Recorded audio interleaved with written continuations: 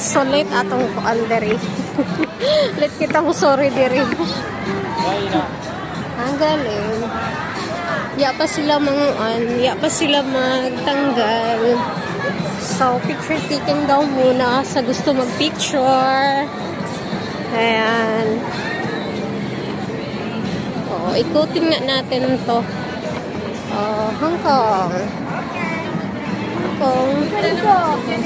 Tabi tayo kasi may nagpipicture-picture. Siyempre, sila ate. Ayan nga si nanay, naka-costume pa siya. Hong Kong Winter Feast. Ayan, ang kulit, ang galing. So, ayan. Ikot muna. That's it. Hindi kasi ako nakagala dito. So, ngayon lang. Kaya, ayan. Ayan.